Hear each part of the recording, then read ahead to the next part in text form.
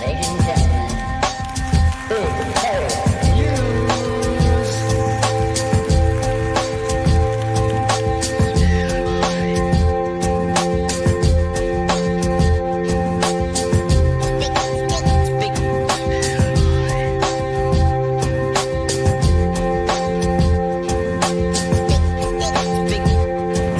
news.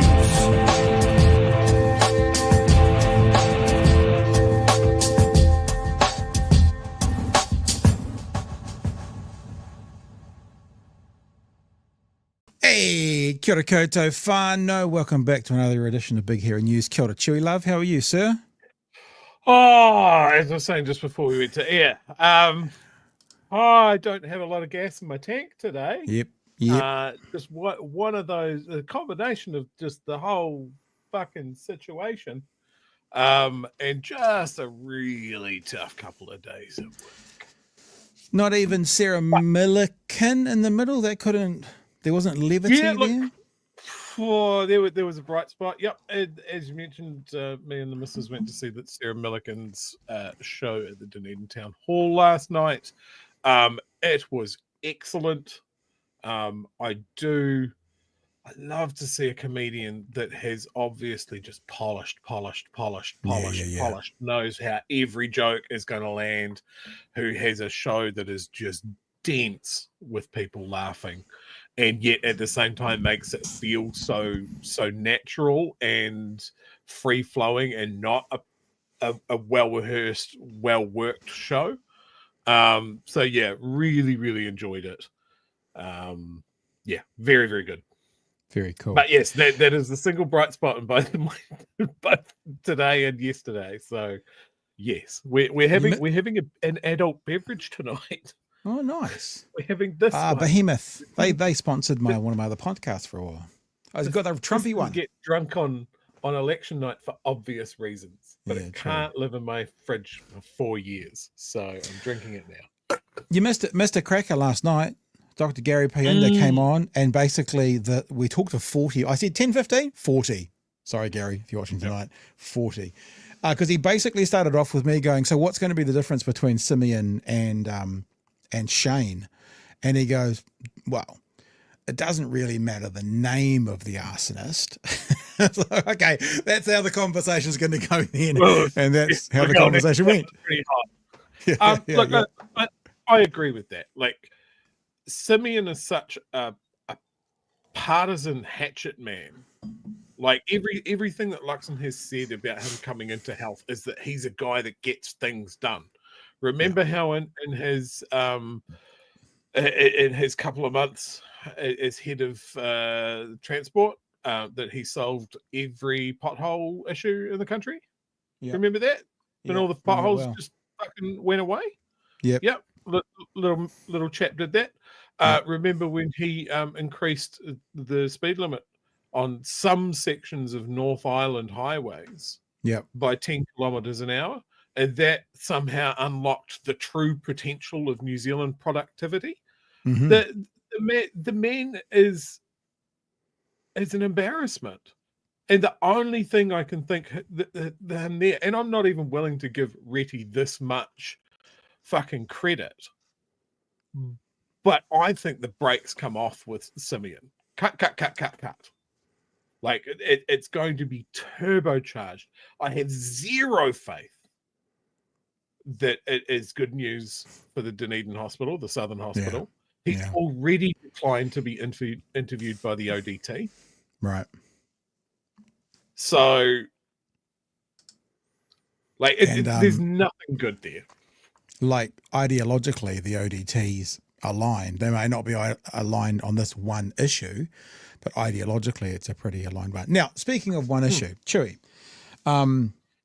since we put a call out on Monday night for 100 new patrons in the next couple of months, as of this afternoon, so this is, I guess, 48 hours, really, that's all it's been, because Monday night, Tuesday night, Wednesday night, we'd had 26 new patrons. Oh, guys. and I think that there's 2 or 3 more, because I was working down here at like 4 o'clock, and I think there's a couple of new ones. Now, you guys will do shout outs tomorrow night. We normally do it once a week because there's a massive, what's the opposite of a backlog? A front load at the moment.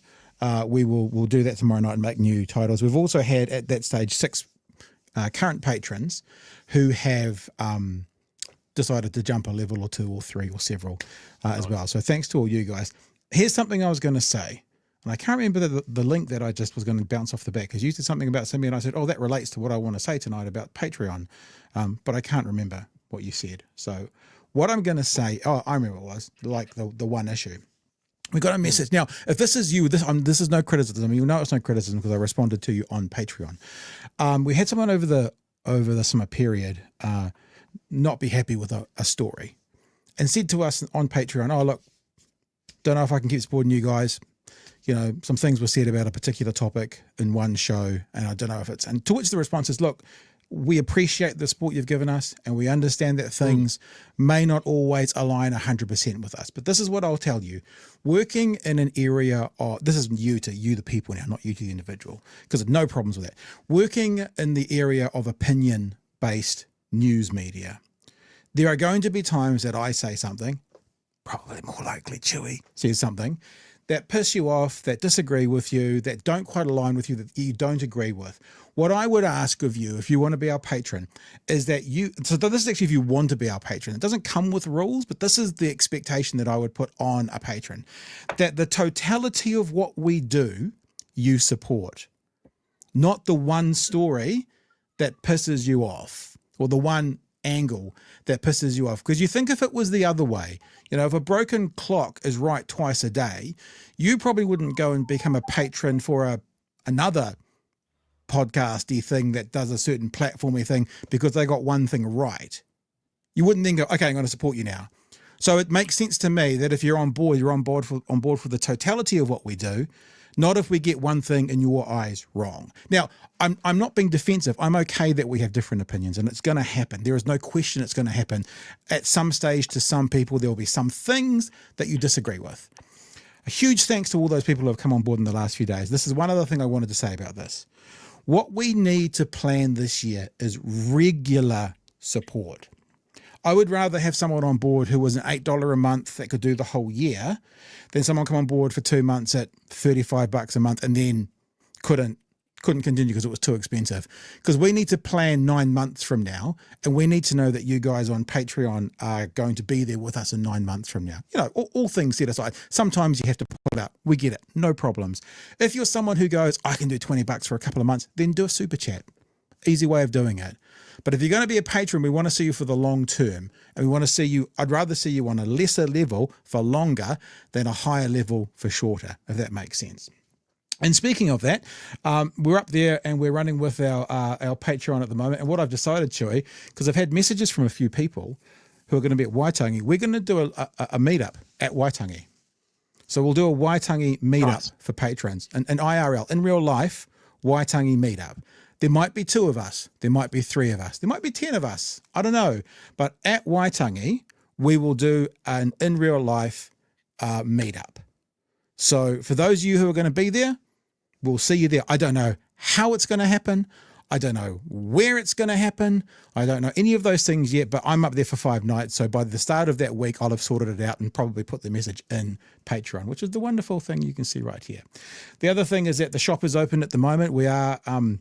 Obviously, we've stopped printing merch at the moment, but we do have all the stickers available. My MacBook has one of these Chewies on it, and it's the best MacBook in Dunedin, without question, because of that. I went around to Pat's place the other week, and he just casually says, oh, hey, man, can you just pass my laptop over? It's the one with your face on it. Just casual.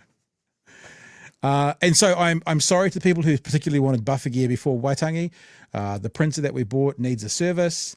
The only person that services lives in Auckland, so it's coming in the car with us as we drive north on honeymoon. Dropped off in Auckland on the Friday, picked up in Auckland the following Friday as we drive home again. Cool. So me and the new wife and the printer are going to Auckland via vehicle. Match made in heaven. Match made in heaven. I had a terrible joke about to come out then, but I'm glad that I stopped. Okay, so we've got a lot to talk about tonight. I want to do a couple of American stories. Now, I know we don't really focus on the American one, but one in particular, Chewy didn't have a chance to have a crack at last night, so maybe we'll start there. And we'll start with what has been going around the Twitterverse. And we did talk about this last night, but you know, I've done some work. You know, sometimes when I challenge people to show me something and they don't, what I do is I just go and prepare one myself to see if what they're saying is accurate or not. So this kind of stuff is going around the internet at the moment, mostly put out by absolute morons or dishonest actors. People are saying, oh, it's exactly the same. It's exactly the same. It's exactly the same.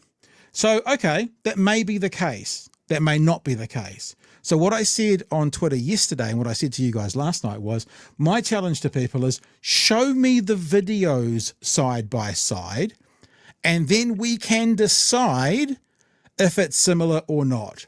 Funnily enough, no one responded to that, Chewy. No one took up my challenge. So guess what I did? I went and found the video. So what we're going to do is have a look at the video of Kamala Harris, the exact, I'll show you again. There's the ridiculous, same thing. It's the Democratic Party from, I think, South Carolina. I think they're right. South Carolina Democrat, maybe that's what it is. Look, yellow top underneath, SCDP with a little, it's exactly the same. Yeah, it's the same, right? So this is it. So is this image here, this freeze frame, the same as this freeze frame, i.e. is what they're doing the same? Because if it's the same, and I said this last night, I will withdraw and apologize. If it's not the same, then y'all got some splaining to do. Let's have a look at Kamala Harris, about 30 seconds of the speech, where she makes the symbol, alleged symbol, at the end. I believe in an America where we have a president who understands the greatest strength and the greatest power any one individual can have is not to beat people down, but to lift them up. We're giving context. So I'm here to ask you for your support. Thank you, South Carolina. Not finished. Little wave there. What I think is the best Nazi thing she does is the little flick of the fingers as she's waving. This bit, yeah, that's very Nazi-ish, isn't it? You know, this bit here at the end, that's the most Nazi-ish. So we've seen that, and for context, same 20-ish seconds, we'll give Elon Musk what his looked like. And I just want to say thank you for making it happen. Thank you.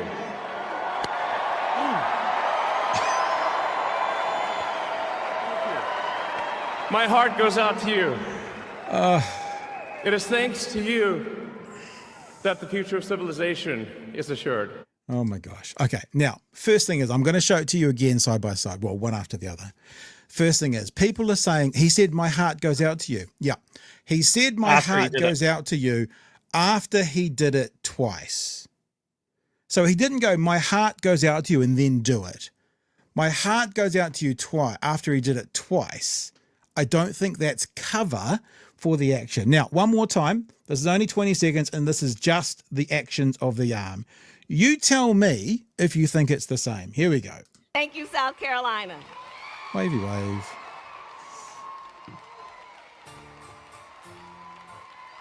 Audio cuts out here. That's on their end. We didn't do that. And then...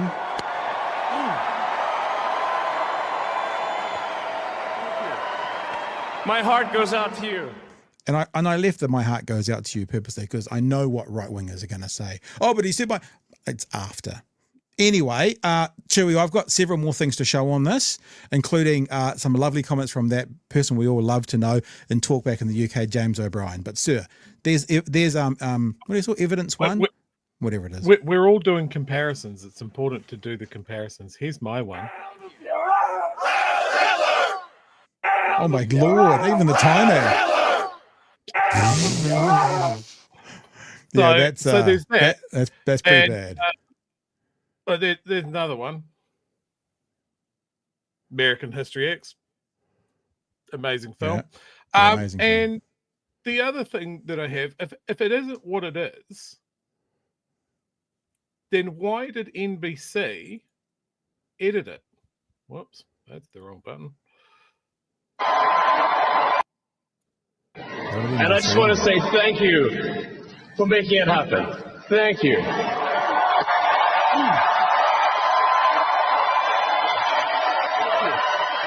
My heart goes out.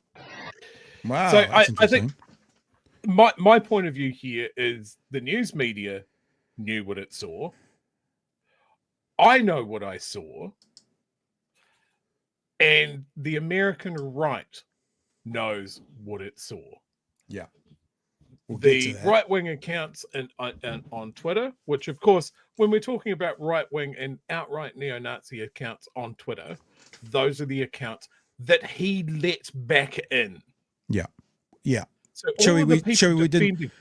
I didn't show you because you weren't here last night. I made a complaint. I reported 2 tweets, completely anti-Semitic, completely white supremacy, literally talking about being a tool of the people of Israel, the religious people of Israel. Another one, a big sign saying whites only. And I reported them and they both came back and said they are within community standards. So if you put that on top as well, let's do this. Standards in Twitter and Facebook are gone. Yeah, let's have a look at this because this is the next part of it, right? Because what I want to do is I want to go and layer some more evidence on top of more evidence, and that's how you get to a conclusion. You imagine this was a court of law. You'd go, we'll put this there, and we'll put this there, and we'll put this there, and we'll put this there, and then we'll make our conclusion. So I'm going to play you some audio now by the lovely James O'Brien, who was talking about this on his show, and I'm only showing you this because James O'Brien references it.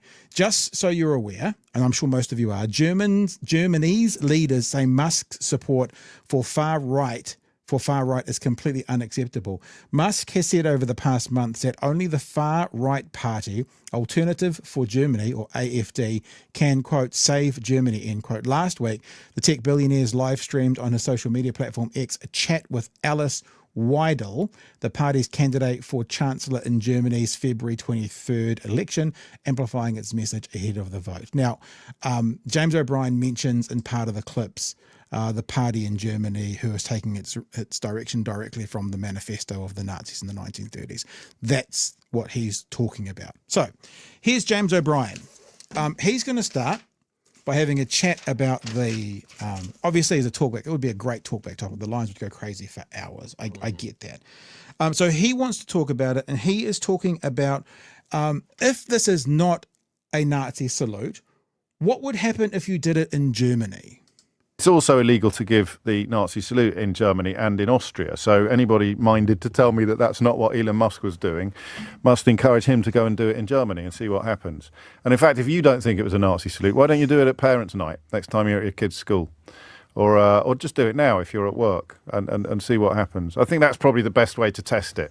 Make sure you do it twice as well, and make sure you hit your chest first before you throw your arm in the air, just in case there's any confusion about what's actually going on beyond the kind of far right sewers and the comment pages of various newspapers. Just do it next time you're on telly, if you're the kind of person that appears on Question Time, and see how you get on. I mean, it could be an extraordinary coincidence that he did 2 salutes identical to the Nazi salute shortly after expressing his belief that the party born from the ashes of the Nazi party, where they're currently adapting Nazi slogans to avoid criminality, could all be a complete coincidence. I mention all of that because it's context, isn't it? Support for the far-right party, born from the ashes of the Nazi movement. Support for a party that seems keen to revivify some Nazi slogans. Support for this party, a belief that this party should be governing Germany. Coincidentally, these opinions expressed by somebody who has subsequently given 2 Nazi salutes at the Donald Trump inauguration. As James points out, Elon Musk is a Nazi or he's stupid. And given that we keep being told he's a genius, he must be a Nazi. There's clip number 1. Do you want to speak to that at all, Joe? I've got another kind of 60-second clip from James O'Brien, which is really good as well. Or do you want to speak to it first? Everybody I have seen online talking today has talked about the still image or the short clip or the fact that he said, my heart goes out to you. And it is purely looking at that single moment. They are lacking all context around the man. As James has mentioned here, his support for the AfD, the statements he's made on the peril of the white race. his support for right-wing groups globally. The fact that he's let Nazis run wild on Twitter, and we're not just talking alt-right, maybe they've got a few edgy views, outright neo-Nazis. He's currently financially contributing to get Tommy Robertson out of jail in the UK. Yep. If it looks like a duck, and it decoils like a duck, it's a Nazi duck. I'm not debating this. I have spent a big chunk of my life trying to combat the return of the fascist right, and I feel like look at the time. It's 1934 outside at the moment.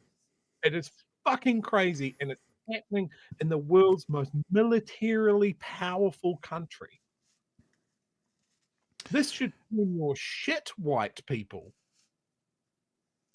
I've been reminded, and you've sort of said it of the same by Maya Angelou, when someone tells you who they are, believe them the first time. Let's have a look from James O'Brien again. James O'Brien is now talking to that piece about people saying he's giving his heart to the crowd. Let's have a listen. And the conversation that, or some people are telling me that he's giving his heart to the crowd, because we all do that, don't we? When we're trying to express our love for a crowd, we all accidentally do something that looks just like a Nazi salute. And if you watch his face, I'm always a little wary of what's the word I'm looking for? A little wary of forensic analysis, because I'm not a body language expert or a psychologist. But there seems to be a little flash across his face where he acknowledges exactly what it is that he's about to do, because it's setting off fireworks. It's upsetting the wokies. It's claiming it's making America great again. I'll read this from Will in Christchurch, because I think he probably sent. I think that means Christchurch, New Zealand as well, because he talks about Will about to go to bed. So here's a Kiwi getting in on James O'Brien's show. Making America great again. I'll read this from Will in Christchurch, because I think he probably sent it before I gave you that little history lesson. He writes, "Sorry to burst your lefty bubble, Jimbo. It's a Roman salute, not a Nazi salute. Oh. Elon is clearly saluting a modern-day emperor in Donald Trump." Mate, you didn't get the memo. You're supposed to claim that he's giving his heart to the audience, fucking Christchurch, not saluting a modern-day emperor in Donald Trump. I don't expect for a minute that you will read this out, as it doesn't fit your... Any guess on what the next word is? Woke narrative. Lefty agenda. So Will's ended up defending Nazi salutes. Almost. I bet he didn't think when he woke up yesterday morning that he was going to go to bed arguing that there's nothing wrong with Nazi salutes, or that it's not. When is a Nazi salute not a Nazi salute? When Elon Musk does it. Now, a couple of other things, and I know this was sort of a yesterday story, but I've got one more clip to play about something else as well. But here's the other thing. Elon Musk has come out today saying, no, it wasn't a Nazi salute. But even in his response, it hasn't been like someone with an ounce of sense who wants to be in that position of power, who doesn't want to be seen as a voice piece for the alt-right white supremacist, would be like, but I can see how it might have been interpreted. Look, I apologize. All I can do is tell you from the bottom of my heart, the one that I slapped, that it's not that, and you'll just have to believe me. It wasn't, it's not, I apologize. I see how, no, but none of that, just basically no, it wasn't. So the flip side to the whole conversation around if he did it accidentally, or if because of some, I'm not sure what autism is, and I don't want to cast that out there too much, because other people, like I saw someone online going, I'm autistic and I've never accidentally thrown a Nazi salute. So I don't sort of want to blame that, but however the brain functions, if whatever he has or allegedly has, if it's causing you to accidentally throw out Nazi symbols, then perhaps you're not the right person to be sitting on the right shoulder of the president of the United States. So if you did it and you're probably not the right person. If you can't control yourself, you're probably not the right person. And if you're too much of an asshole to not go, yeah, I can see how you saw that, you're probably not the right person to be sitting on the right shoulder of the president of the United States. I have one more clip to play just to close this all out, Chewy, but you first, sir. Oh, look, a little bit of context to, I love that he got a comment from New Zealand, and it had to be someone from Christchurch defending a stiff arm salute. Yeah, that is so hilariously on brand for Christchurch. fucking hell. People have been trying to explain away stiff-armed salutes, Nazi salutes, as being, oh no, it's a Roman salute, for as long as I've been doing what I've been doing in the online space against New Zealand's right wing. Like it's their explain away, their hand waving thing, and it's so ridiculous because of, as J Mac mentions here, the admiration that people on the right have for the Roman Empire. The Greeks and the Romans are the absolute birthplace of the white race, of the one true culture of the planet. They all want to trace it back to that. Hitler wanted to have direct links from his Reich to the Roman Reich. Like it is just, they want you to know, wink, wink, no, it's not, but it absolutely is. And anybody that knows their history about the rise of fascism in Germany should be fucking scared about this. And people trying to hand wave it away and go, well, no, that's crazy. We'd never repeat fascism. I don't want people to get caught up on the Nazi thing either, because they'll just go, oh, it doesn't meet these bullet-pointed things of what the Nazis actually were. It's fascism. They'll give it another name, but it is what it is. And anybody defending this can gargle my piss forever. I will call it as I see it. Well, let's just do this. Who would be the best group of people to explain to us what a Nazi salute was? Germans. I present to you white supremacist Nazis. They would be pretty good at being able to identify if that was a white supremacist admiration of Hitler. I present to you people Nick Fuentes. And let's hear what he had to say about it.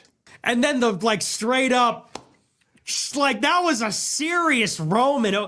It wasn't even like a subtle, like a wave, like one of these, like a Laura Ingraham. Remember when Laura Ingraham did that? That was a straight up Sig Heil, loving Hitler energy. I know that what was they saw. That was like a straight up with intensity Roman salute. And then So I'm sorry, Tesla bros. If I was going to look for an expert on how to do, as Nick Fuentes just said, Sig Heil, I'd probably go to the people who do it. And the people who do it say that was absolutely that, showing love of Hitler. So all of these people who are watching us on Twitter right now and going, good one, bro, as if, okay, I'm going to stop the conversation now. You can take it up with Nick Fuentes. Chewy. 100%. As I said mere minutes ago, the American right, the fascist right, the online hate groups know what they saw.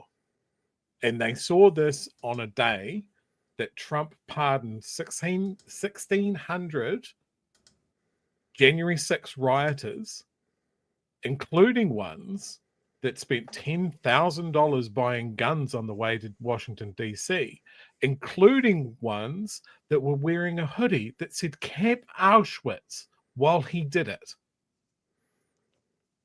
It's not dog whistling anymore.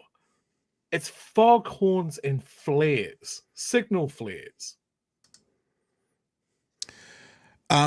We'll get to that clip. We were wondering about where we're going to put it, Chewy. We'll get to that clip next, seeing you've just brought that up. On the super chat, Peter says, on the left, we're not known for being in lockstep. It's both funny and true. Kiwi Bird, bad policies are worse than dumb hand gestures.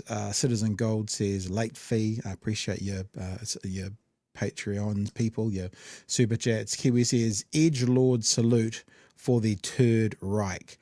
Anthony Flack might be the comment of the night so far. Look forward to Luxon doing an awkward three-way Nazi salute. It's very funny. It's very funny. If Key was still Prime Minister, it would be funnier. And then followed by, apparently, Musk is naming the next Tesla the Model SS. They write Go themselves. from Berlin to Warsaw on one tank. Trek Nut, thank you for your super chat. I'm so shocked, sarcastic, that a South African billionaire did that.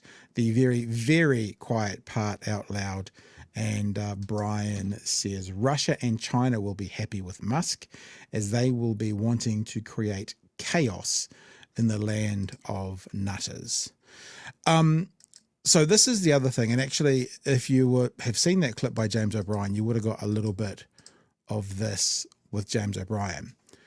There's this juxtaposition going on, this dissonance in America at the moment, that at the moment, Donald Trump can do whatever he wants. Donald Trump ran on locking up violent people, right? That's what he ran on. Donald Trump has just released a whole bunch of violent people. Now, people are like, oh, January 6th, some of them just kicked in doors. Some of them did. But some of them that have just been released were far, far, far more dangerous than that. Donald Trump ran on law and order. Donald Trump ran on being a friend of the police. January 6 rioters attacked the police. You can't have it both ways. This dissonance that's happening at the moment, at some stage will crash and burn, but today there's a honeymoon period for Trump and they're not seeing it. I'm going to put all the violent people in jail. First thing he does, releases a whole bunch of violent people.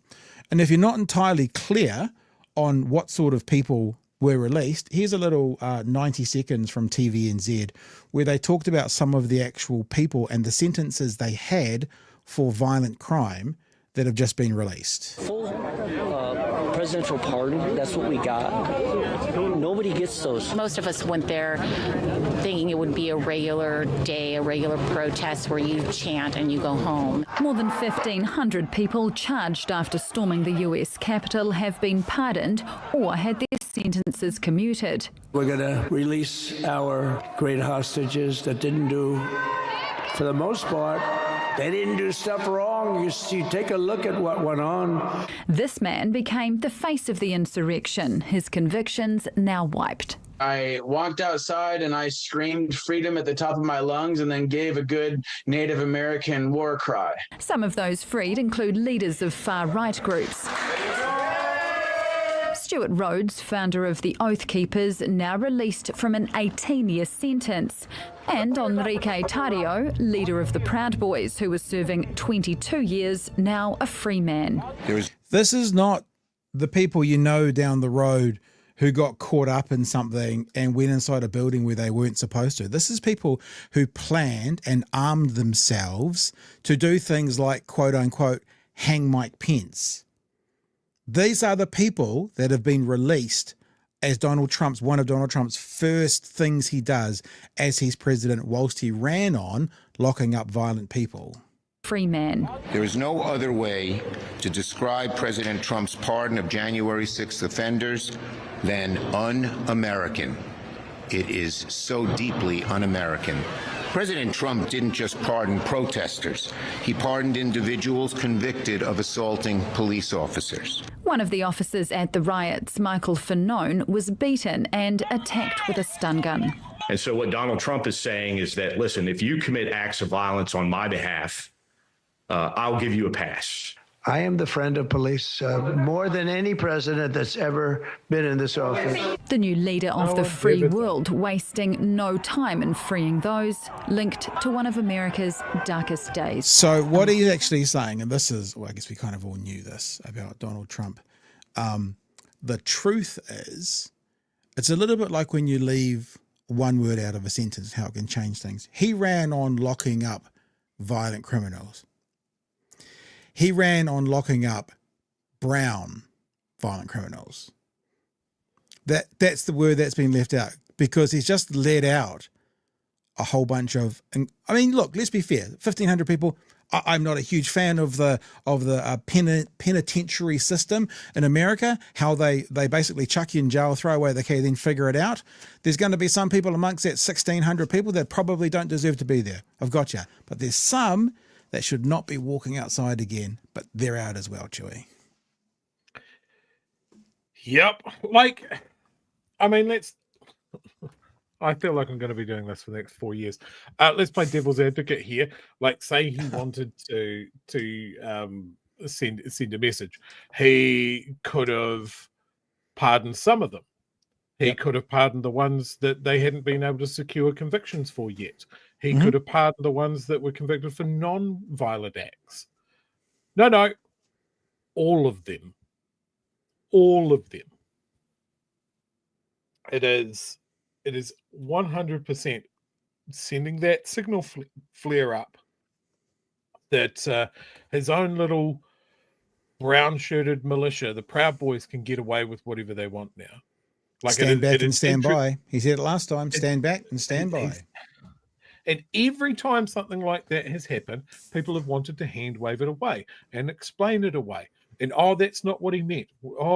Just because this is very similar to something that Hitler said, that's probably just accidental. The fact that he's one of the books that he rates is Mein Kampf, that's just because it's an important book. All of this, at what point did these bricks falling into place complete the picture? Like, because we've still got people that look at Trump as if, it's just japes, and it's because he's not a normal politician and he's rattling the establishment and that sort of thing. These were the things that they talked about the other guy as well. And by the time you haven't stopped it, it's too late and you can't stop it. It's empire building. He's talking about territorial gains. And everybody's going, yeah, but it's so ridiculous. He's not going to follow through on it, is he? Until he does. What was one of his executive orders?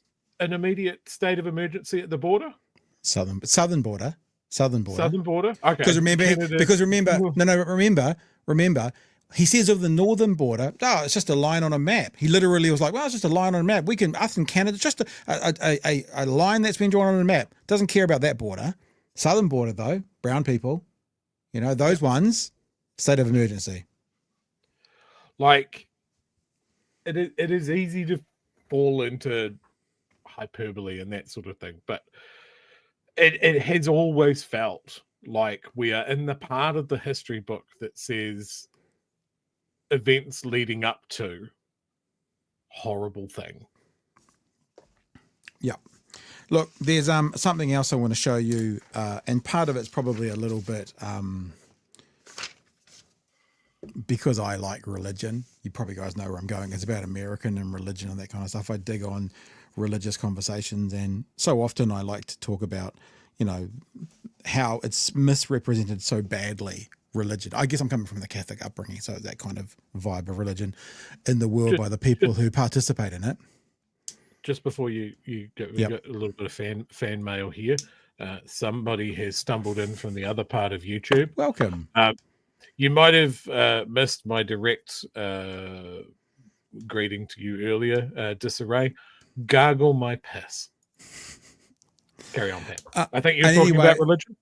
There was a beautiful example of what religion done right looks like today out of America.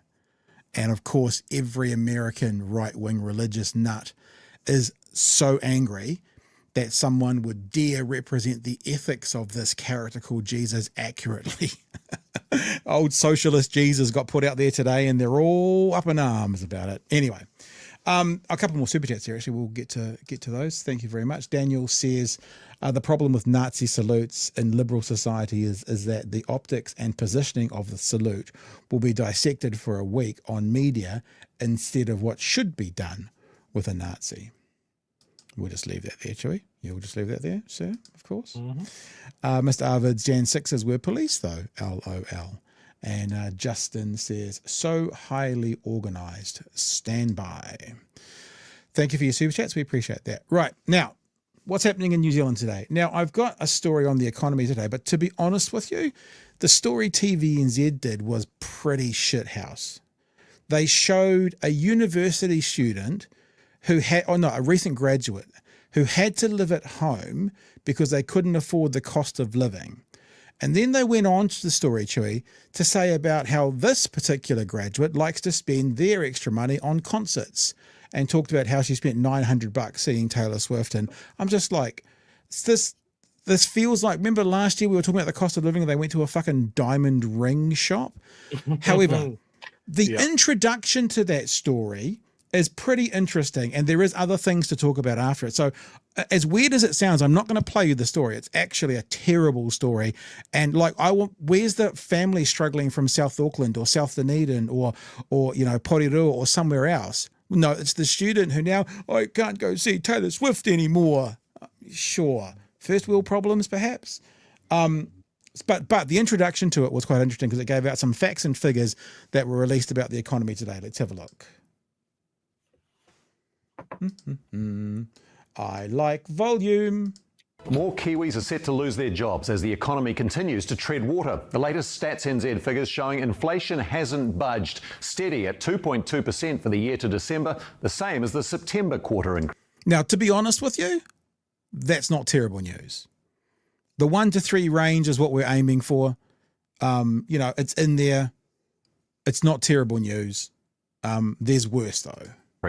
The largest contributor to the annual Consumers Price Index rise, rent, which was up 4.2% and responsible for almost a fifth of the overall rate. Yeah. Do we have a little downward pressure comment coming out here, Chewy? Is this what we're doing? No! Like, they solved that. Luxon said that rents were trending down. Yeah. Christopher Bishop said that rents were trending down. How can this be true? Yeah, misprint. And both that's probably you know what it is. I tell you what it is. The graphics department at TVZ have got that arrow the wrong way around, so that's probably what color. It is. Yeah. So yeah, sorry guys, we've given you this is fake news. You're fake news. You're fake news. Yeah, because obviously we're wrong. As everyone predicted prior to the election, anyone with any sense, any economist anywhere, bar the one that National kept wheeling out on a blooming trolley. But this government was never going to be able to put downward pressure on rent. And it's not. I put this out today and some people started to be sending images from stories which are anecdotal evidence from landlords going, I might have to drop my rent prices. Well, we'll just stick with the facts at the moment. And the facts at the moment are we are not yet seeing downward pressure on rent. And I'm going to say one other thing, Chewy, because if next quarter it's like down 0.001%, downward pressure on rent also means a meaningful difference. If your rent goes from $600 a week to $595, that's not meaningful. So if it's not meaningful, it's far less attractive. We'll keep seeing what they said in the introduction to this. While prices are still climbing, inflation remains inside the Reserve Bank's target range of 1 to 3% and is well down from its peak in the June 2022 quarter when annual inflation hit 7.3%. There are some people screaming about inflation not having gone down any further. As I said about the CPI, that's not bad. That's not bad because that's what they've always aimed for, 1 to 3%. It's in there. I'm not going to criticize that too much other than it being stagnant. They were promising us better. It's still within the target range. Fair play. This as the Body Shop NZ, which employs around 70 people, was placed into voluntary administration, and staff at NZME were told around 40 newsroom roles are set to be axed. Yep, so there you go. Another one of our... Now remember, go woke, go broke, Chewy. Newstalk ZB, New Zealand Herald. Newstalk ZB, New Zealand Herald, going woke, going broke. Remember, this is the only reason that News Hub fell over, go woke, go broke. Well, the biggest, and when I say biggest, by a huge margin, radio station in New Zealand is Newstalk ZB, right? Conservative talk, yada. I know they said NZME, so the newsroom there also services the Herald, other than our darling friend Simon Wilson, seems to mirror Newstalk ZB pretty well. I'm not saying this gleefully. What I'm saying is it's a really hard economy for media, and this go woke, go broke bullshit is utter bullshit. It's a struggling time for media. It's not good. It's not good to have fewer journalists. It's not good to have fewer reporters. It's hitting everybody. I saw a comment on Instagram from someone saying that it happened because he'd written a letter saying that the Herald's left-wing agenda had got out of control. The Herald's left-wing agenda. Let that one just fucking marinate in your ear holes. Look, and also, like, it's not a good thing. It's the news desert just growing. Yeah, and look, for people who don't know, I worked at News Talk ZB for, I guess, the best part of 12 years, full time for 7, I think, as a talkback host. So there'll be people I know who are having their jobs, as the government likes to say, disestablished. So this is not good news. You won't see us, you certainly won't see me and Chewy going, yay, go anti-woke, go broke, like so many on the right did, showing pictures. I actually put one in my folder from Twitter, put pictures of empty offices at Newsroom, gleefully rejoicing. This is not good news. It's not good news that News Talk ZB and the Herald have fewer reporters. It's not good news. It's bad news. It's bad news for all of us, because the Fourth Estate are the guys who, and girls, guys being plural, that we actually want to hold the powerful to account. Now, some do it better than others, but having fewer journalists overall, it's not a good outcome. Journalists going, bad. Right-wing editorial staff, the guys making the decisions, like, these are still people that are going out and trying to beat each other to stories. They're the people shining the flashlights on the things that our government and our politicians and our big businesses don't want us to see. There's less people running around doing that work. There's less stuff that we're going to know about. Yeah. Right wing, left wing, those news gatherers, they are the lifeblood of what we need. So any cuts, like, it's another newsroom culling. It's a very specialized thing. The story went on from TVNZ to look at the, what do they call it? Like the caucus retreat, the National Party having a caucus retreat. And poor old Melissa Lee, Mikey Sherman bailed her up. How does it feel to be demoted? Let's have a look at what the National Party was answering to the media on at their caucus retreat. Melissa Lee, your thoughts on being demoted completely as a minister? Well, as ministers and members of parliament, you serve at the will and the prerogative of the Prime Minister, and it is a decision a bit disappointing, but hey, I've got a lot of work to do as an MP, and I will continue. She's not the only one a little bruised. Oh, look, you heard the Prime Minister say on Sunday that he understood my disappointment, so he's already expressed that, but we pick out... I think we can say, and we did say this on Monday, we were wondering if he had asked to leave because, even for him, the decisions and choices that made had finally caught up to his Hippocratic oath. But this would be a masterful display of acting if that was the case. I mean, that would not only be saying, I'd like to leave, and then have to lie in front of the cameras, I'm disappointed. So I'm going with it. The most likely case is he definitely was pushed. So he was pushed, and he's not that happy about it. Now the question is why, and I think getting the hatchets out is probably somewhat of the answer, Chewy. Yeah, look, we take the privilege that we have to make a difference for New Zealand. Did you deserve that fate? Oh, look, that's for the Prime Minister to determine. There you go. Sorry, Chewy, I cut you off. I was going to say that the only thing that must be a silver lining for Reti is that he doesn't have to deal with this shit anymore. Like people of all sides of this argument, left, right, that sort of thing, we all need hospitals. And like the feeling down here around the Southern Hospital, it's fury. Like we can see that we're getting ignored. Yep. Reti didn't want to talk to us. Simeon Brown doesn't want to talk to us. Luxon has to sneak in the back door when he comes down here, and he hasn't been back since. Hashtag backdoor Luxon. No, not hashtag backdoor Luxon. Write it down, people. Hashtag backdoor Luxon. Do you think he's going to come back here? No, they're just going to run out the clock. Like the hospital was spending something like $1 million, $1,010 a week on just hitting pause on this stuff. Like what bigger signal do you need for your taxpayer money? Remember, they're laser focused on getting value for taxpayer money. The money that they are laser focused in is the money that they are pouring directly into a bonfire while they sit around with their thumbs up their asses about Dunedin Hospital. Everybody knows the answer. The answer is build the fucking hospital. Let's go on with the story about the caucus retreat that the National Party had.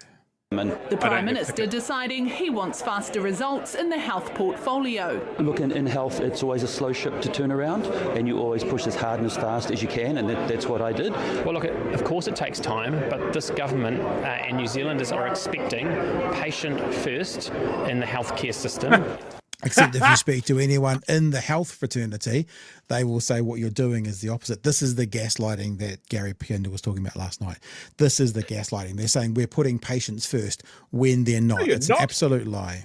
It's an absolute lie. Not at all. When you use analogies like it's always a difficult ship to turn around, you've got to be careful about how you can turn that analogy around. It is very hard to turn around a ship. It is much quicker just to pull the fucking bunghole out of the bottom of it and sink it. Yeah. Yep. Very true, Chewy.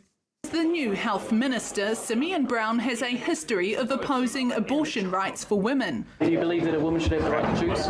Look, I can't in good conscience support legislation which will essentially legalise late-term abortion, which, in my mind, is something which is very, very extreme. Can you understand why some people may be nervous, given your personal view? Look, my personal views are a matter of the public record, but we've been very clear we're not changing that legislation. It's absolutely not a priority.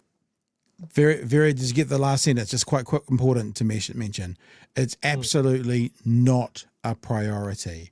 Now, I don't think they're going to touch it. I genuinely don't. I could be wrong, but it's absolutely not a priority, is not going to be touched. Because prior to the election, cancelling smoke-free 2025, I guarantee you, was absolutely not a priority.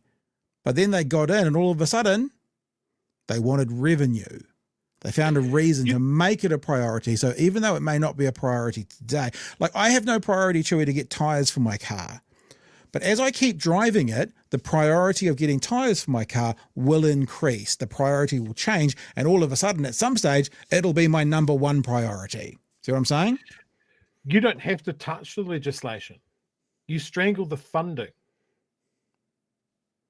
You shuffle these services off into another department that doesn't get as much funding. There is lots of stuff that the Minister of Health can do to fuck with abortion rights. And do we, like, here's my thing. Do you trust these people? Yeah, that's it. When he says that it's not a priority and they're absolutely not going to touch it, do you trust them? Yeah. Do women trust them? Is it something that we can just roll the dice on? All right, we've got a ton of super chats coming in. Thanks, guys. But we'll get to the end of the story so we can get to your super chats as well. Despite Matt Ducey losing 3 of his ministers. I just say Matt Ducey's response here is not from someone who looks like they're particularly across their own mental health. It's really interesting. No, I don't want to cast aspersions, but someone who's in charge of mental health gets challenged and has a bit of a hissy fit. You kind of go, well, is that the best outburst from someone who's, just watch it for yourself. Portfolios. What I've been told is I've been freed up to solely focus on mental health. He's looking on the bright side. So look, I'm really excited about the opportunity. It's a vote of no confidence in you, though, isn't it? That's your analysis, not mine. As for the new Minister of the South. Here's your boy, Chewy. Have you heard back from him? No. Follow-up email going out tomorrow. All I right. won't let him away with it. One day in the future, when we've got about another 300 patrons, we'll get you a proper BHN email address, and then you'll look all official and stuff. It'd be cool. Do you have future leadership aspirations? Absolutely not. Absolutely not? No. I have to get Pretty my early to roll it out. and actually get back down home and make sure I'm a great minister for the South Island. For the current leader, his focus remains squarely on the economy. What I hear about from New Zealanders is it's still really tough, and they want to know that there's a pathway to steady economic growth. So who better to rev up the troops than the rocket man himself? Yeah, I think New Zealand's got some real challenges, and we just need to grab those with both hands and make the change necessary. Those changes When you clearly order starting Elon with from National's Temu. own team as its MPs prepare to do the mahi in 2025. There you go. They're preparing to do the mahi in 2025, apparently. But I guess if it's about outcomes, Mr. Luxon, what will that mahi produce? I guess that's the question. There you go, Chewy. So that's what they're all about, eating their sausage rolls and stuff for the last 24 hours. What an absolute parade of mediocrity. Oh, I've lost Chewy. I can't hear you. What? I don't know if other people have can't lost hear you, me? but I've lost you. Can everybody Is hear me? is somebody going to say in the chat whether we can hear Chewy or not? I can't hear Chewy. Have I touched something? Chewy, give us some Testing, love. 1, 2, 3. I can't hear Chewy. Okay, chat. One, Who can? two, Yeah. three. Oh. Oh no, they what, can hear. Verizon? It's all on your end. Yeah. You can hear Even her. our resident piss gargler can hear me. So there's that. Okay. I think it's just come back. I don't know. It must have been a StreamYard issue. Anyway, back again. Sorry, Chewy. Okay, You get onto it. Cool. I was just saying, what an absolute parade of mediocrity! Like, like when you get the cabinet reshuffle and that sort of thing, you're like, oh, cool. No, there's no one of any talents anywhere. Nobody's in the right place. Like, remember his whole slogan of "Play your aces." Where are your aces? You're playing your twos. Like, who gives a fuck what Matt Douchey is in charge of? Putting Mark Mitchell in charge of ethnic communities. You couldn't write a better joke than that. Like, the upside is people's leaving. Like, people go, oh, Melissa Lee has lost all of her portfolios. Good. She was terrible at all of them. That makes sense. And then a first-term MP having a role created for him to placate the entire South Island, who is breathlessly being talked about as a potential future leader in his first term after proving nothing. Yeah. And then even with this portfolio, he's outside of cabinet. What a fucking piss take. All of them. All right, let's get to some of these super chats. Thank you guys, been very generous. Justin says, so highly organized, stand by. This is when we're still talking about Trump. J-Mac wants our late fee for the last 2 years. Aotearoa needs your news. Thank you, J-Mac. Well, many ways people can support us. One is to be our advocates. When you see the clips and stuff coming out, pass them on, share them around, let other people know about what we're doing. Wooming says, how many of the newly released insurrectionists can be encouraged to head to the Mexican border to take control? Yeah, that's a scary thought. Mystery Stranger that has given us a $5 donation from Disarray. Thanks, Disarray. Maybe the more times you chat, Disarray, really the more people will do things in your name. You can gargle my piss and get your wallet out at the same time. Very, very talented. Look, I challenge you, if you are an anti-us right now, you give us $100 donation and we will definitely read out almost anything you say. Probably, maybe. Depends what it says. Another one. Thank you, Disarray, for financially supporting our left-wing claptrap. $10 from Starfish. Thank you very much. Appreciate that. Thank you, Disarray. Appreciate that. Yes, inflation is in the range, but at what cost? Rent and unemployment up. Businesses closing. Record numbers off to Australia. Yes. I guess I'm saying, when I say you got to give them that, I guess when someone does what they say they're doing, doesn't mean that it's good. The formula is good, but if they've said 1 to 3 and it's 1 to 3, we got to now look at why it's 1 to 3, and that's what we're critiquing, I guess is what you're saying. The problem with inflation down, they index benefits to it, more people struggling to survive. Yeah, because of course the Labor government were indexing it to minimum wage, and that would have been good once inflation got under control, because that would have been a better payment because it would be indexed to that. So they've actively said, we're going to lower inflation. That's our target. And because now we're indexing benefits to it, that's going to hit beneficiaries worse. National 2026. There you go. Who we got there? Oh, Katsy. NZME have spent years pushing anti-trans stories. Yep. Look, Yep. I'm not defending all that they've done. They've done some absolutely fucking top tier garbage work. But as I said, I put this more to the editorial team and the angles that they absolutely want to push. And look, I mean, again, knowing some of the people who are still there are good people in there. There are good people who are like doing pure journalism, which is just the facts, baby. Any countries needs more of that. They report the news. What you're talking about is, as Chewy said, commenting on the news. It's us, basically, but with a different hat on, writing a 600-word article. So the reporters, and the other thing, unfortunately, is it's the reporters, the ones that report the news, will be the first on the chopping block, because guess what? They don't get the clicks. like the anti-trans opinion piece does. So just reporting the facts doesn't leave blood on the floor.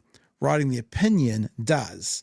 So it's actually a way that we're going to be worse off, because the proportion will change of opinion to reporters. And that, if it's on a particular spectrum of opinion, is nothing but bad for the country. Peter says, I expect AI slop to fill our papers and errors. I tell you what, I saw ODT the other day, Chewy. It was like 4 pages long. And I used to work with, I never worked for, but I used to work with the ODT, and it was a real newspaper. This is like 5-6 years ago. It was, honestly, 4 is probably an exaggeration, but it wasn't 10, you know, maybe 6, maybe 8 pages. That was it. So good grief. JC and the Pigeon Cats, domestic inflation actually went up. Think it's at 4.7% overall. CPI was lower because imported inflation dropped. So Luxo and Willie, austerity has not worked as you promised. Exaldair, backdoor Luxon, new sticker, Pat. Look, I can go low even when others go high, but that might just be a bit too low for me. Ha ha. Chewy said not enough, bunghole. not low enough for me. Bunghole. Bunghole. Put TP on my bunghole. Okay. I still love that program. Minister of South Island didn't make cabinet, for fuck's sake. Thank you, Brian. Thank you, Howie. I reckon we're all a bit lost with where to put our helplessness against USA lunacy. I'm angry, deeply unsettled, but where and how to vent. Welcome, Howie. Come vent with us. Haere mai. Welcome. Come. Be kind on ourselves, local focus. Yeah, well, look, I mean, apart from anything else, to be really honest with you, the audience we have responds better to New Zealand stuff than international stuff. But sometimes when the international stuff is the biggest story in the world, it would actually be stranger not to have it in that night's show. Yeah. Look, ultimately, there's nothing that we can do about whatever happens in America, pro or negative. Yeah. But I think it is important to really hammer our flag to the mast and say that we don't stand for this bullshit and we're not fucking blind. But there are people in New Zealand that seem to think that this is great and all hail Trump and that sort of thing. And I stand against them as well, because there are some in our political sphere that look at this and go, wow, what a goldmine of great ideas that clearly motivate people. So I think things come to New Zealand late. We need to make sure that it's not palatable. Oh, the camera's not on. Hun, can you turn the other camera on? Because people want to see Nala. Nala's just got home. That one there. Yeah. Oh yeah, I won't bring it up to show them your sexy legs. And just zoom it in. Nala's just turned up. You can probably hear her panting. I know everyone will be like, this is important. On the front. We should have a breaking news chyron for something like this.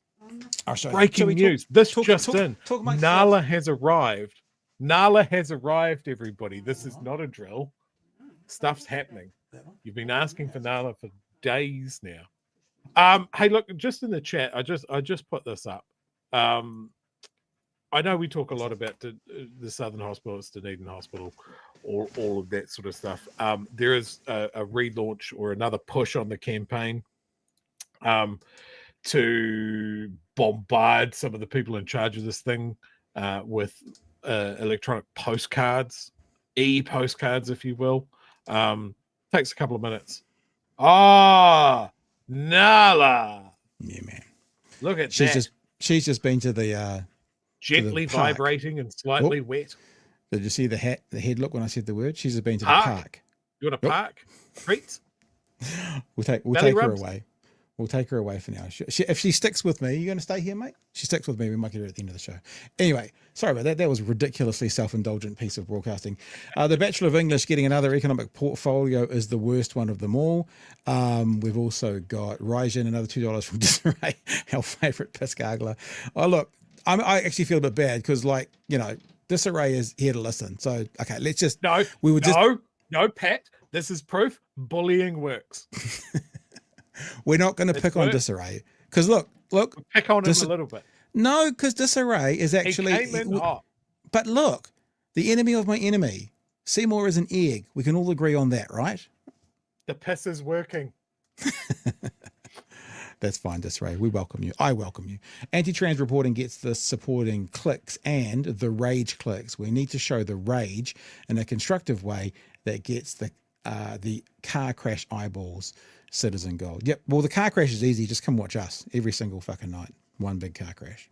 Sometimes the mics don't work. Sometimes the dog comes in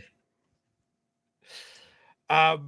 This is the last time I'm going to talk about disarray. Look, in all seriousness, dude, I want right-wing voices to come in and dip their toe in here and see what we're talking about and stick around and listen. The reason the reaction that you got was so soaked and pissed was it's one of those things when people come in and go cope and seethe and woke tards, and it's so tiresome. You see it from some of the most mediocre minds in this country, spamming Facebook comment fields with it, and it just deserves zero respect. If you want to stick around and contribute and put forward your point of view and have a discussion 100%. with us and the chat, we welcome it. We want it. Because and actually, people Chewy, want to drive people to the edges and don't want us to talk to each other. And that's one of the big issues. we have a Discord as well, and most Thursday nights, we'll do it this weekend, we open up Discord to actually have conversations. So I'm not going to say his name again because it feels like the John O'Gorman project at the moment, whatever that thing's called. But anyone who wants to have a chat with us, we do typically open up on a Thursday night, and we will open it up tomorrow. But I think sometimes, you're going to go. Don't go anywhere. Lie down. Thanks, mate. You're the only reason people are here. So I think there is a time period you have to be a member of the Discord before you can chat. So then you can't just get spammed on one night by a whole bunch of people. Go and join it now. I mean, it'll get put up in the chat what the actual. Oh, look, okay, go. Piss off then. Go. If you want to go, you can go. You can go. Yes, you can go. Yeah, out of there.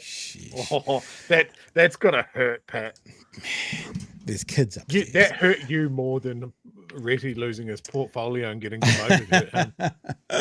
And look, honestly, to be honest with you, what you were just saying about people to come and go woke out of there, it's weak. You're just showing weakness. So I challenge you to take apart anything we've said tonight rather than just, look at these lefty. Just show me your workings. Show me your workings. Because what we've done tonight, what we do most nights on this show is we show you our workings. Like what we've done with Elon Musk tonight is we've shown you our workings that has led us to that conclusion. If your response is, whatever, sorry, we win. And that's not the kind of game I want to play. But, whatever, you're right, we win. Because we've actually shown you our workings. Show us your workings. I'll look at it. I mean, people already know here that I watch every freaking right-wing commentary show. That's why I come in and go, hey, Piers Morgan, hey, the platform, hey, because I watch. I'm not scared of your content. I'll read it. I'll watch it. Show us your workings. When you show us your workings, if it means something, we'll show it. And if it doesn't, which it normally doesn't, I'm sorry to say that so bluntly, then we win. Sorry, dude. Anyway. We've talked several times on the show, various times, about why we are the way we are, why we are on the left, right? And that, I think, is one of the most interesting discussions whenever you're talking to someone that is maybe sitting across the aisle from you that has a different point of view. You know, why is it important to come in and point out the fact that people are woke, or that this is bad, or this is the better way to do it, or why you'd like this? But why did you get there? Because there can be ideological reasons that 100% make sense. Like one of the people that I'd pin this on is Matthew Hooton, someone that we've talked a lot about in the last 12 months. Yep. Right? Definitely we sit opposite him politically, but because of the way that he's explained himself, I can understand why he's where he is, what's important to him, that sort of thing. And he also has zero problem identifying something that is taking away from what he wants to achieve, i.e. the whole race conversation in New Zealand, the Waitangi stuff that Seymour wants done. He sees that as an absolute negative to his political goals. Yeah, I 100% understand where he stands on that. And I 100% agree with him on that. If I was trying to accomplish the same goals that he was, I would see it as fucking distraction as well. I have had great face-to-face conversations over beers with people from very different backgrounds, very different political ideologies from me. And it is remarkable how quick you can find common ground when you're not calling each other Nazis or woke tarts. Obviously, if he is advocating for the enslavement of entire people's death camps, the end to trans people, and doing Roman salutes in the bar, you should leave that bar. You should leave it rapidly or make them leave it rapidly. There is not always going to be middle ground, but there quite often is. Yep. All right, so let's get to this last story, seeing we just had a little 15-minute diversion there. People who watch this show regularly, welcome. If you're not, I'm a fan. When I say I'm a fan, I love delving into world religions. I love religious conversations. I grew up in the Catholic Church, had a lot of church experience in my life, and I love it. And one of the things that frustrates me most of all about like a modern day, and I guess I'm talking about Christianity because that's sort of my bag, is that the worst thing about the message of that long-haired hippie who was around a couple of thousand years ago is how people twist and use his words to do what I believe is the opposite of what the message was. The basic message is look after the widows and orphans, right? That's the basic message. Look after the vulnerable. Look after those that are worse off than you. If you've got something, give it to them. That's the messages. So what happened today is, in my opinion, the best kind of messaging from that aspect of that religion, or that kind of covering of the religion, happened by Bishop, and I'm going to go with Budde, B-U-D-D-E, where she spoke to Donald Trump and she basically encouraged and pleaded with Donald Trump that if he is this Christian that he claims he is, he reckons he's been saved by God. That's what he's at least telling people. If he's going to wear that mantle, could he please start acting a bit more like the feature character in that religion, Jesus, and look after those that need looking after? And this is 2.5 minutes. I'm going to play it all because even if you're not a religion dude or dudette, cool. This is a good example of what this world religion should be doing from the front. Right? Not what we see mostly in our media, not what the conservative right do in America. This is the messaging that socialist dude 2,000 years ago would, I think, in my opinion, approve.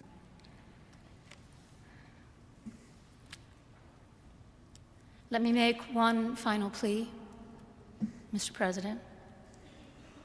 Millions have put their trust in you. And as you told the nation yesterday, you have felt the providential hand of a loving God. In the name of our God, I ask you to have mercy upon the people in our country who are scared now. There are gay, lesbian, and transgender children in Democratic, Republican, and Independent. Good J.D. Vance. Classless.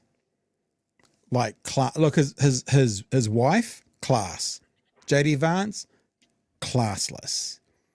There is going to be times where you hear something that you disagree with. We talked about that this evening to do with this podcast. They might disagree with this message, but look at the classless way he acts. And don't worry, Donald Trump's going to get on the classless act, even if you disagree from the front during this conversation. Families, some who fear for their lives.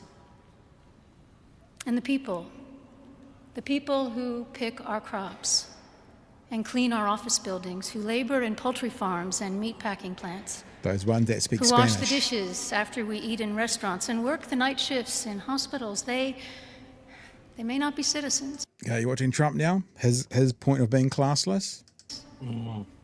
Or have the proper documentation. But the vast majority of immigrants are not criminals. They pay taxes and are good neighbors. They are faithful members of our churches and mosques, synagogues, wadara, and temples. I ask you to have mercy, Mr. President, on those in our communities whose children fear that their parents will be taken away, and that you help those who are fleeing war zones and persecution in their own lands to find compassion and welcome here. Our God teaches us that we are to be merciful to the stranger, for we were all once strangers in this land. May God grant us the strength and courage to honor the dignity of every human being, to speak the truth to one another in love, and walk humbly with each other and our God for the good of all people in this nation and the world. Amen. Now, I'll tell you something. Having been involved in, a lot of, actually, I'll go back because it's probably, I shouldn't have cut out maybe, because you do want to see the response of Trump and Vance when it cuts back to them and they're finished.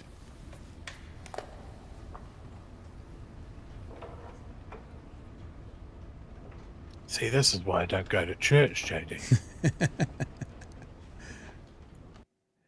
And let me tell you something, right? As from someone who's had a lot of experience within the church, I'm looking at the chat right now, right? And what that did, what that conversation did, what that person up the front, that bishop did, was a better message of what the whole religion is about than all the blimmin' right-wing conservative, yada, like this kind of stuff. Fuck, this is good. They didn't expect this. Said with God's love.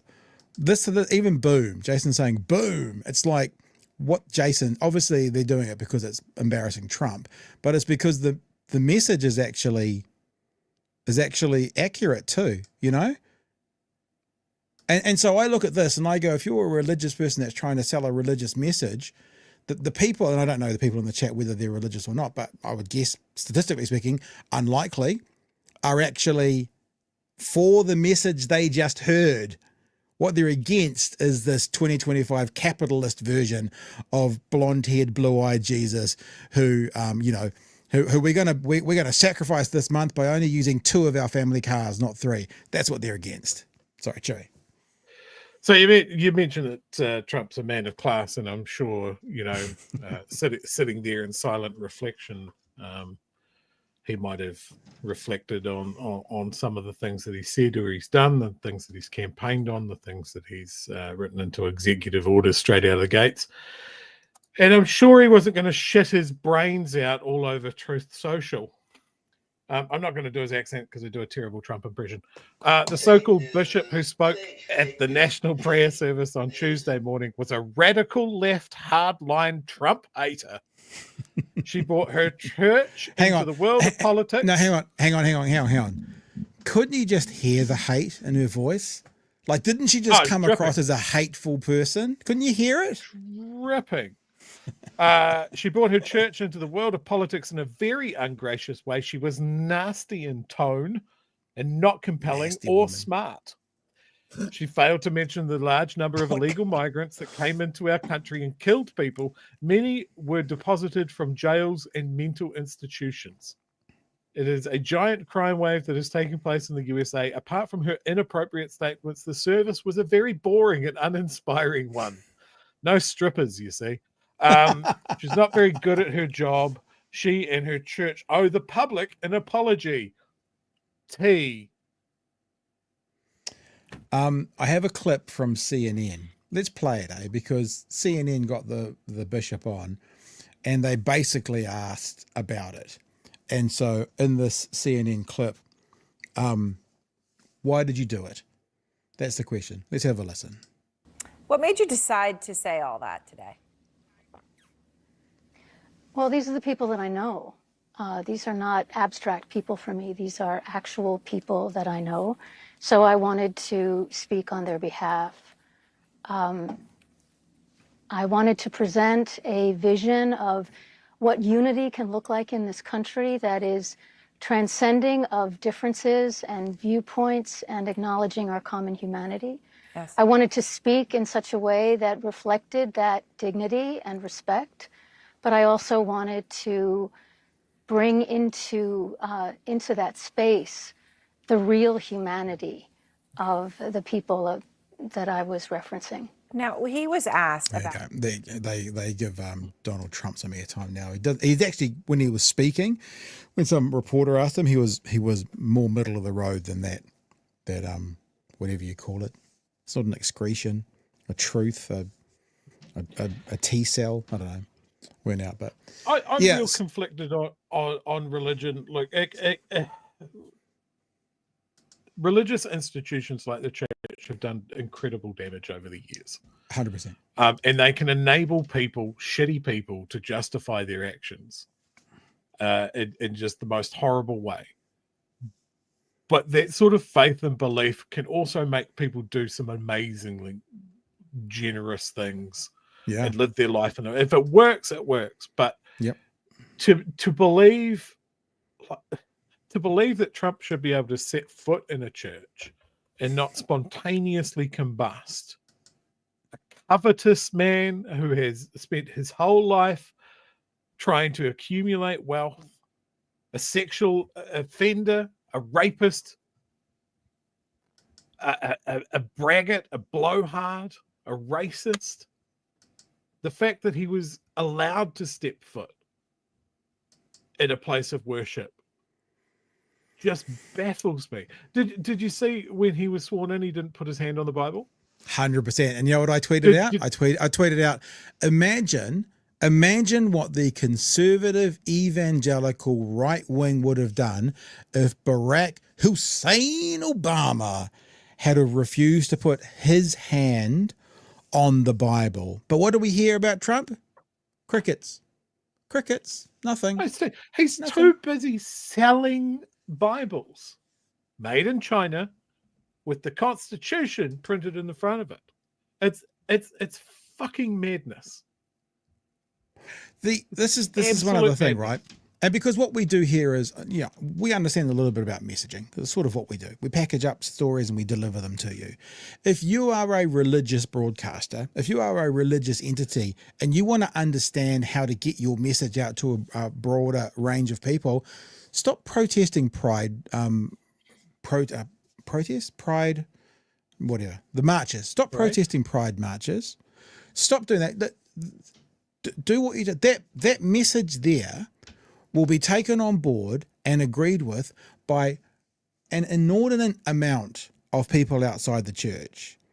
Painting out the pride flag on a road will piss all of those people off. If your message is for outside of your building, that's the message, not the gays are bad and trans cause earthquakes. So she's actually selling your product better than you, to look at it from a marketing point of view, which means you don't get your product. You don't understand your product because that's the product. Jesus was a socialist. Sorry to tell you that. Told the rich young ruler to give everything up and follow him. He had one garment. He owned one garment, allegedly. That's how the story is going. One of the things that I'd like to draw a straight line between is one of the things when Jimmy Carter was made president. One of the things that the right wing, at that point, the Republicans made a big thing about the fact that he still owned a commercial peanut farm. And they made him sell his family peanut farm because it was a conflict of interest. And that a sitting president shouldn't have a commercial conflict of interest.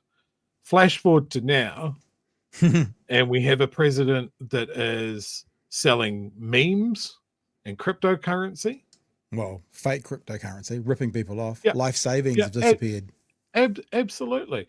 It's remarkable how quick people can turn on their deeply held convictions when it's one of their team doing it. And I think one thing that should always be held up above everything else is personal integrity. And when I look at American politicians, almost to a man, is an absolute lack of personal integrity. I don't know how you fix that. I just want to apologize as well. We do like to correct our mistakes. I said, the church talking about the trans causes earthquakes. Of course, it wasn't trans. It was gay marriage. Gay marriage caused the earthquakes. I want to apologize to the trans community that I threw you under the bus like that.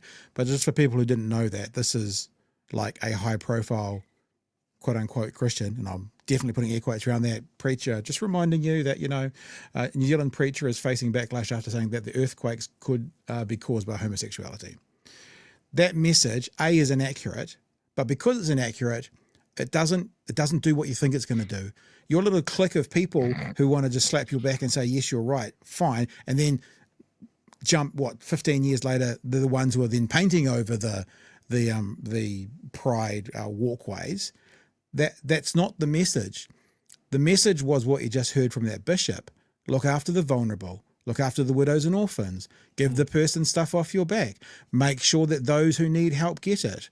That's the message. And maybe that's why the church is so unliked and unlikable. And so I think there's something like 5% of New Zealanders have an active involvement with the church. Like we have this, like the Catholic Church, for example, is more cultural. Like if you go to Spain, everyone's Catholic. Not everyone goes to church. It's actually a cultural thing, right? But if you nut it down to actually who attends, it's like under 5%. So therefore, 95% of people think you're a load of shit and you need to learn what the message of your beliefs actually are, and you just heard it. Learn from it. Personally, I think if someone like Tamaki, these fire and brimstone preachers, if they actually believed the things that they said about the gay community, they wouldn't say anything. Because if you're saying that the entire LGBTQ plus community had the power to summon deadly storms and earthquakes, and your house isn't instantly atomized and sunk into the ground, like if they had that power, dude, you wouldn't be able to do anything about it. And then the flip side of that is, if your argument is that God is so angry at us for being nice to gay people and allowing them to exist, your God's a cunt. Yeah. Fair. And religious people. Chewy. You're talking about Chewy. Give me a sec. This is important. Religious people, you actually need to hear that message. I was talking to someone in the weekend who was saying about, how lots of New Zealanders think, churches are boring and they've done horrible things. And I go, yeah. Do you know why they think that? Because they have. People who live inside the walls of the church in the old days, like this story of this guy around 2,000 years ago, all he did was look outside. All he did was fight against the church. People have probably heard the stories about the word Pharisees. Pharisees were like the priests and the pastors of the time. Jesus, he fought against them all the time. He always looked out, whereas the church today always looks in.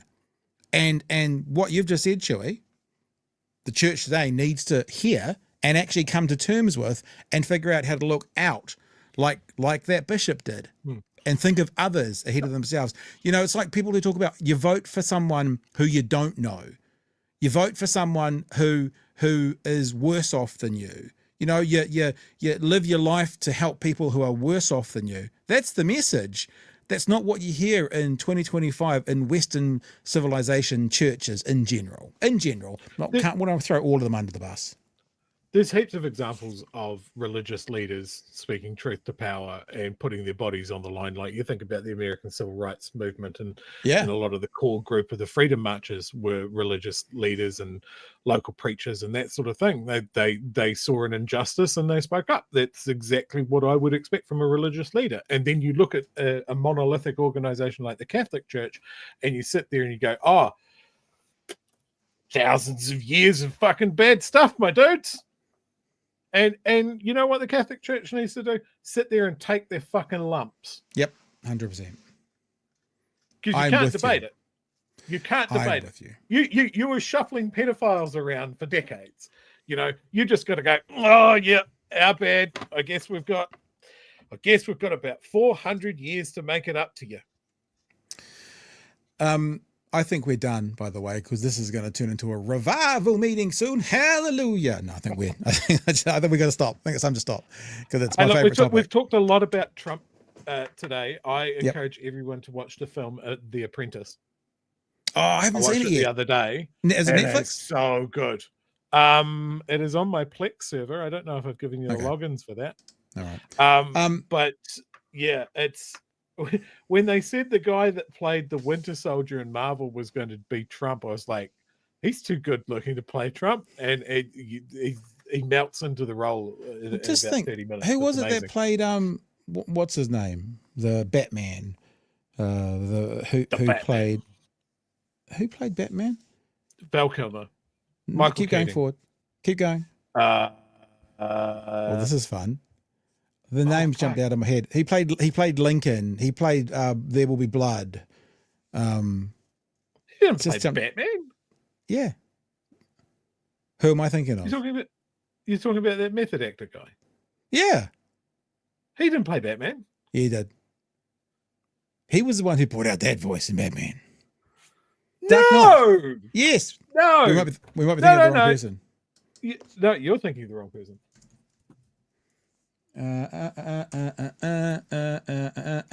This is good. This is happening live. This is happening live. Look, I've even got his picture there, and with the picture there, I still can't get his name. Everybody knows that the best Batman is Robert Pattinson. No, I'm thinking Christian Bale. Got it first. Christian Bale. Christian Bale played Batman. Yeah. Yeah. He wasn't in those other movies, though, was he? Yes, he was. I think. It's irrelevant. If I'm wrong, it's irrelevant. But what I was saying is, he played the vice president under George W. Bush, that role, and the way he looked during that was this is a really long way. Yeah. Really long way to get to a silly story. Our numbers have dropped by half. He played Cheney. He played Cheney. Yeah. And it was just like, oh shit, it is him. It's yeah. But yes, watch The Apprentice. It's really fucking good. You're right. He wasn't in There Will Be Blood. I'm thinking of the Irish actor from My Left Foot, who's also a method actor. That's why I got confused. Anyway, Lucci, thank you for the super chat. Einstein said it, Chewy. Great spirits will have always encountered opposition from mediocre minds. Kahununu says feels like old school message boards at pace. I think we have slowed it down actually. The Falconer says there is nothing wrong with religion. It is full of good principles. Religious followers are a different matter. Exactly right. Kotu, let me get this right. It's all about phonetic. Kotuku. Here's to fascists gargling piss. I reckon our hope lies in practicing community organising and resilience from the bottom up. Kotukutuku. That'll be it. Kotukutuku. You just got to put the lines. I still come back. Yeah. You know, when I was in Form 1, because I'm old, we used to have to do spelling every week.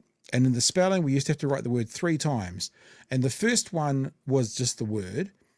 And then we used to have to do where the, what do you call it when you have the gaps in the words? Like happy, that thing. And there was a third line where I can't remember what to do. Anyway, so when you get it right, you get it right. Okay, I think we're done, by the way. I think we were done about 9 minutes ago, to be fair. But let me just say again, if you're a patron and you're going to be at Waitangi, we'll do a meetup. And I might even see if I can get maybe one of our political friends to come along as well. Maybe we'll have a special guest at the meetup. So if you are a patron and you're going to be up at Waitangi, we'll figure out a way to get together. If you're not a patron, then you can head to patreon.com/Big Hero. And again, I'm a little bit humbled and fairly shocked at the number of people that have signed up in the last couple of days. But yep, we're just being honest with you this year. We want to expand. If we want to expand, we need to generate some more income. We can do that one of several ways. We're never really going to do that, even though you're amazingly generous with super chats, but basically the revenue from YouTube is never really going to do it, because put it this way, you get 1 million views, you get about $2,000 for every 1 million views you get. So because we're a New Zealand product for New Zealanders, we're not going to make money that way. So it comes down to sponsorship, advertising, patrons, super chats and stuff are amazing as well. So we will keep you up to date with what's going on. I've got one show tomorrow night, and then I'm off to get married on Sunday, and I'll be away for 2 weeks. But whilst I'm away for 2 weeks, Chewy will be here, Emily will be here, Magenta will be helping as well, I'm sure. And I will be in contact with you. I'm sure I'll do some call-ins from up at Waitangi. yeah, it's going to be fun. In fact, I was speaking to someone from Labor today, and they're like, well, the Māori caucus is going to be up there. Do you want to catch up? I'm like, I'll take some gear with me, probably just mics and stuff, and might see if I can grab a few people while we're up there as well and send a few reports back, as long as my wife allows me to. All right. You're saying it wrong, by the way. My You've been saying it wife. wrong the entire time. My wife. My wife. My wife. See, this is the problem now, because all those right-wingers who have tuned in tonight, we're supposed to be incels living in our mum's basement. And me and my partner are living in our house. I am in the basement. That's fair. And I'm about to get married on Saturday. It's actually for the second time, because I like marriage so much, I thought I'd do it twice, Drew. Just for fun. And I sleep in a big bed with my wife. Yeah. My wife. Okay. There's been at least 3 things tonight that I go, Emily's going to clip this and it is going to come up on Friday night. And I get the sense that I said that's what she said to something last night. And I think I saw Magenta in the chat go, got to clip that. So I am fearful. I am fearful. All right, guys, we will be back tomorrow night. We'll do our best to open up Discord as well tomorrow night. So if you want to participate by actually having it can be a face-to-face chat if you've got a camera, then Kiwi Skirts, I'm sure, will put the Discord address in the chat through the night. And all you need to do is go and check it out and join up to Discord, and we might see you there tomorrow night.